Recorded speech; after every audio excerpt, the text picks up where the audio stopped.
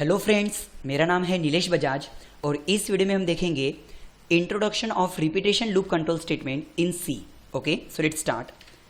देखिए, यदि आपने मेरे इसके पहले की वीडियो देखे होंगे तो उसमें मैंने बताया है कि बाय डिफ़ॉल्ट कंपाइलर जो होता है वो हमारे प्रोग्राम को सीक्वेंशियली रन करता है, लेकिन यदि मुझे मेरे प्रोग्राम को कंट्रोल करना है तो सी लैंग्वेज हमें कुछ कंट्रोल स्टेटमेंट प्रोवाइड करता है, जैसे कि sequential control statement, selection and decision control statement, repetition loop control statement and switch case control statement. Okay, और जो भी मेरे पहले की वीडियो देख रहा है ऑलरेडी मैंने ये बता चुका हूं कि सीक्वेंशियल कंट्रोल स्टेटमेंट किस तरह से काम करता है, selection and decision control statement कैसे काम करता है, और इस वीडियो में हम देखेंगे introduction about repetition loop control statement. Okay, so let's start.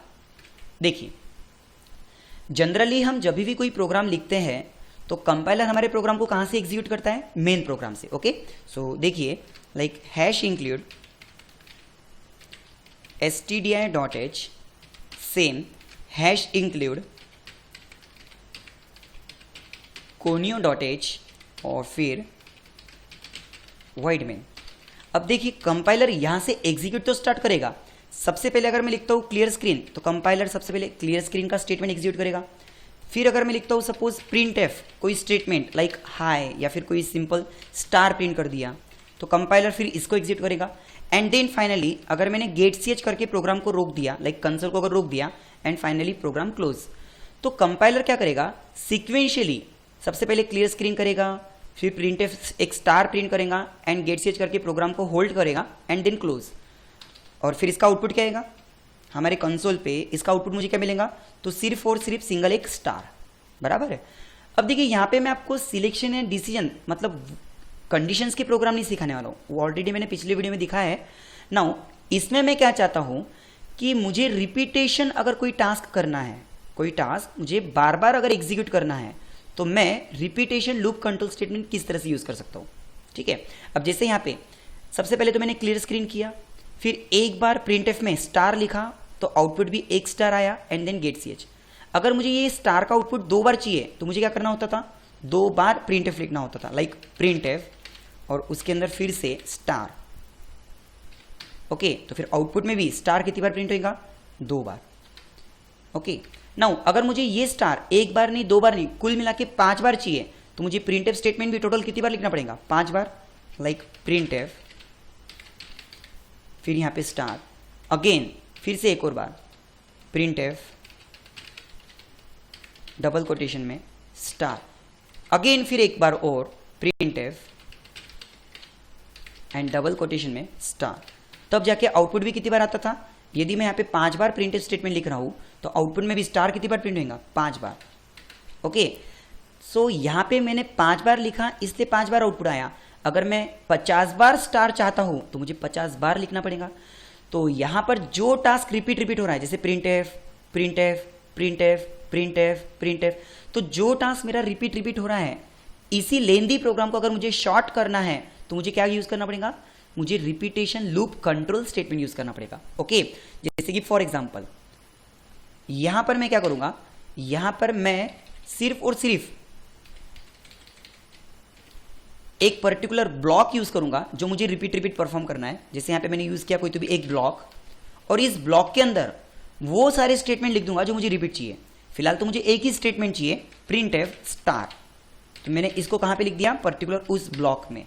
देखिए, अब मैं आपको क्या बताना चाहता हूं कि जो इस ब्लॉक के अंदर है वही चीज सिर्फ रिपीट होगी, या फिर आप ऐसा भी समझ सकते हो जो चीज इस ब्लॉक के बाहर है वो सिर्फ और सिर्फ एक बार एग्जीक्यूट होंगे, मतलब क्लियर स्क्रीन एक बार एग्जीक्यूट होगा, या इस ब्लॉक के बाहर गेट ch है वो भी एक ही बार एग्जीक्यूट होगा, लेकिन जो भी स्टेटमेंट इस ब्लॉक के अंदर है सिर्फ वही चीज बार बार एग्जीक्यूट होंगे।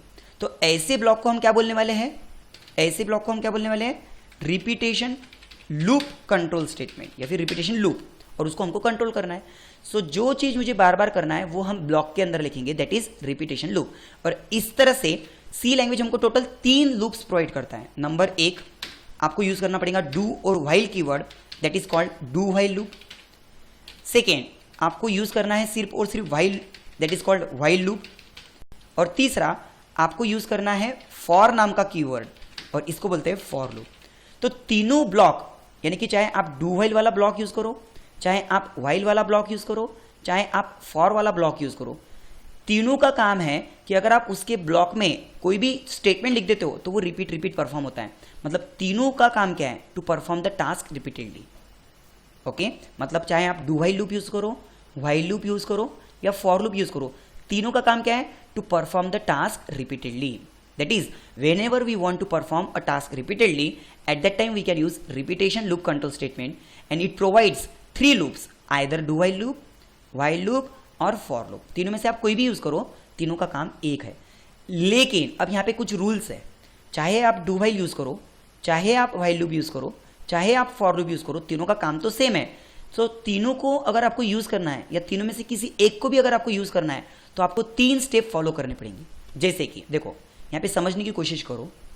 मान लो यहाँ से मेरा प्रोग्राम स्टार्ट होता है और इस प्रोग्राम में अगर मैं कोई भी स्टेटमेंट लिखता हूँ तो कंपाइलर सभी को एक बार एग्जीक्यूट करके प्रोग्राम क्लोज कर देगा, राइट। लेकिन अगर जो टास्क मुझे रिपीट चाहिए तो वो मैं कहाँ लिखूंगा? उसके लिए मैं एक अलग से पर्टिकुलर ब्लॉक लगाऊंगा, चाहे वो डू व्हाइल का हो, व्हाइल का हो या फिर फॉर लूप का हो। और इसके अंदर अगर मैं कोई भी स्टेटमेंट लिखता हूँ तो कंपाइलर इनको बार बार एग्जीक्यूट करेगा, ठीक है। तो सबसे पहली step, then second and then third. सबसे पहली स्टेप, इस ब्लॉक को मुझे कितनी बार रिपीट परफॉर्म करना है तो कोई ना कोई काउंटर लगेगा कि भाई मुझे ब्लॉक को 10 बार रिपीट करना है तो फिर मुझे काउंट करना पड़ेगा, 1 राउंड, 2 राउंड, 3 राउंड। जब उसके 10 राउंड खत्म होंगे तभी तो कंपाइलर बाहर आएगा और फिर बाहर के जो स्टेटमेंट है उसको एग्जीक्यूट करेगा। तो इस ब्लॉक को काउंट करने के लिए मुझे एक वेरिएबल लगेगा, दैट इज कॉल्ड इनिशियलाइजेशन। तो मेरी पहली स्टेप कौन हुई? Initialization of counter variable. लगे तो मैं यहां लिख देता हूं, पहली स्टेप क्या हुई मेरी? इनिशियलाइजेशन किसका? Of counter variable. Okay, now दूसरी स्टेप। अब दूसरी स्टेप क्या है? चलो मैं फिलहाल दूसरी स्टेप की नहीं, मैं तीसरी स्टेप की बात करता हूं। आपने ये तो बोल दिया कि मुझे लूप को काउंट करने के लिए एक वेरिएबल लगेगा, जैसे कि मैंने यहां पे ले लिया इंटीजर का कोई तो भी एक काउंटर वेरिएबल आई, इंटीजर का एक काउंटर वेरिएबल आई, और इसको स्टार्टिंग कहां से कर दी मैंने? 1 से, कि भैया मैंने उसको इनिशियलाइज कर दिया। जो मेरे लूप को काउंट करने वाला है उसको मैंने 1 से इनिशियलाइज कर दिया कि तुझे 1 से लेके काउंट करना है। लेकिन कहां तक, कब तक? आपको ये लूप बार बार रिपीट करना है, 10 बार रिपीट करना है, 50 बार रिपीट करना है, बताना तो पड़ेगा ना। तो अभी फिलहाल मेरा आई कितना है? 1। मुझे ये ब्लॉक या ये लूप कब तक रिपीट करना है? जब तक मेरा आई लेस देन इक्वल्स टू 10 है तब तक। अब जैसे कि शुरुआत में आई कितना है? 1, अभी भी वो लेस देन 10 है क्या? हाँ, तो इस ब्लॉक को रिपीट करो। फिर वापस से मेरा आई लेस देन 10 है क्या? हाँ, इस ब्लॉक को रिपीट करो। फिर वापस से मेरा आई लेस देन 10 है क्या? हाँ, इस ब्लॉक को रिपीट करो। तो ये हो गई मेरी तीसरी स्टेप, दैट इज कंडीशन। अभी फिलहाल मैंने आपको सेकेंड स्टेप नहीं बताया। पहली स्टेप क्या बताई? इनिशियलाइजेशन, की शुरुआत कहां से करना है। देन तीसरी स्टेप क्या बताई? कहां तक आपको रिपीट करना है। ओके, तो यहां पे मैं तीसरी स्टेप का नाम लिख देता हूं कंडीशन, कि मुझे ब्लॉक को कब तक रिपीट करना है, दैट इज एंड पॉइंट। इसको हम और क्या बोल सकते हैं? And point. लेकिन यहां पे आपको एक चीज का नोटिस करना है कि मैंने शुरुआत तो बता दी कि आई मुझे 1 से स्टार्ट करना है और जाना कहां तक है? 10 तक। लेकिन बिगिनिंग में आई कितना है? 1। रिपीट टास्क परफॉर्म करने के बाद अभी भी आई कितना है? 1 is less than 10, yes. Second time भी वो टास्क रिपीट होगा, तभी भी मेरा आई कितना है? 1 इज लेस देन 10, यस। फिर वापस से ये टास्क रिपीट होगा, अभी भी मेरा आई कितना है? 1 इज लेस देन 10, यस। मतलब आई तो बढ़ ही नहीं रहा ना। भले ही आपका टास्क रिपीट हो रहा, कब तक? जब तक आपका आई 10 तक नहीं पहुंचेगा। लेकिन आई तो अभी भी 1 है। तो मुझे यहाँ पे क्या करना पड़ेगा? अगर आपका टास्क तो रिपीट हो रहा है, साथ में आपको आई की वैल्यू को इंक्रीमेंट भी करना पड़ेगा। प्लस प्लस मतलब इंक्रीमेंट बाय 1। तो मैं अभी यहाँ पे क्या होगा? शुरुआत में आई कितना है? 1, अब आई कितना हो जाएगा? 2। फिर ये टास्क रिपीट होते रहेगा, 2 इज लेस देन 10, यस। फिर वापस से आई कितना होगा? 3। ये टास्क फिर से रिपीट होते रहेगा, 3 इज लेस देन 10, यस। आई बनेगा 4। एक समय ऐसा आएगा आई बनेगा 11 इज लेस देन 10, नो मतलब अब सीधा बाहर आके जो बाहर का स्टेटमेंट है एक बार एग्जीक्यूट होके प्रोग्राम क्लोज हो जाएगा। मतलब ये जो टास्क है, अंदर का जो टास्क है वो कितनी बार रिपीट हो रहा है? अंदर का टास्क टोटल आई 1 से लेके जब तक 10 नहीं हो जाता, मतलब टोटल 10 टाइम्स एग्जीक्यूट हो रहा है। तो देखो यहाँ पे सेकेंड स्टेप क्या है कि आपने आई को शुरुआत तो बता दी कि यानी कि इनिशियलाइज, कि मुझे स्टार्टिंग कहां से करना है, ये भी बता दिया। कंडीशन यानी कि एंड पॉइंट, जाना कहां तक है, और साथ में आपने उसको इंक्रीमेंट भी बता दिया। अगर आप इंक्रीमेंट नहीं बताते थे तो आई हमेशा 1 रहता था और ये ब्लॉक रिपीट इन्फिनिटी में चला जाता था, राइट। तो यहाँ पे आपकी सेकेंड स्टेप कौन सी इंपॉर्टेंट है? इंक्रीमेंट करना। ओके, इंक्रीमेंट करना। देखिए कभी कभी ऐसा भी तो हो सकता है, देखिए मैं इसको लगे तो इरेज करता हूँ, इतना जो पोर्शन है इसको मैं इरेज करता हूँ, ठीक है, ये जो पोर्शन है इसको मैं इरेज करता हूँ। अब कभी कभी ऐसा भी हो सकता है कि लाइक अंदर का जो ब्लॉक है उसको मुझे रिपीट तो करना है, लेकिन जो स्टार्टिंग इनिशियलाइजेशन पॉइंट है i इक्वल्स टू, मैंने 1 से नहीं बल्कि 10 से स्टार्ट किया और कंडीशन क्या रख दी कि जब तक मेरा i 1 से बड़ा है, जब तक मेरा i 1 से बड़ा है तब तक इस टास्क को रिपीट करो। देखिए इस बार आप 10 से लेके 1 उल्टा आ रहे हैं, तो इस बार आपको क्या करना पड़ेगा, i माइनस माइनस, मतलब अंदर का जो भी टास्क है वो कितनी बार रिपीट होगा, जब तक आपका i 1 तक नहीं पहुंचता। फिलहाल i कितना है 10, मतलब ये टास्क रिपीट होते सी i तो 9 बन जाएगा, 9 इज ग्रेटर देन 1, यस। फिर i 8 बनेगा, टास्क रिपीट होता रहेगा, फिर i 7 बनेगा, टास्क रिपीट होता रहेगा।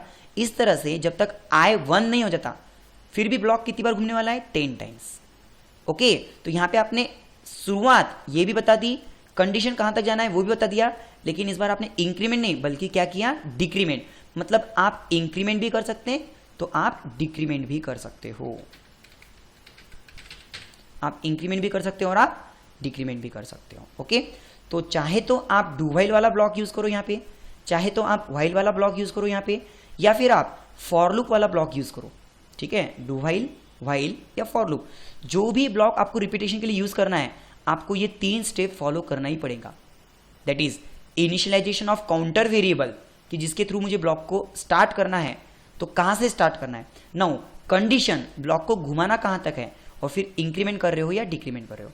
अगर आप 1 से लेके 10 तक जा रहे हो तो आप इंक्रीमेंट करोगे कि भैया मेरे को 1 से लेके 10 तक i की वैल्यू को बढ़ाना है, या फिर आप उल्टा आ रहे हो 10 से लेके 1 तक तो आपको डिक्रीमेंट करना है। ओके, देखिए इसका ये छोटा सा एग्जांपल आपको करके दिखाता हूं, ध्यान दीजिएगा अच्छे से। अभी मैं आपको डू व्हाइल या व्हाइल या फॉर लूप नहीं समझाऊंगा, अभी आपको मैंने सिर्फ इंट्रोडक्शन दिया है कि रिपीटेशन ब्लॉक एक्चुअली परफॉर्म क्या करेगा, कि अगर आपको कोई भी टास्क रिपीट परफॉर्म करना है तो आपको लिखना है एक बार, बट उसका आउटपुट आपको रिपीट आते रहेगा जब तक आपकी कंडीशन सेटिस्फाइड है। ओके, तो देखो अब ये टास्क मैं आपको प्रैक्टिकली यहाँ पे परफॉर्म करके दिखाता हूँ, ध्यान दीजिए। Hash include like stdi.h, same hash include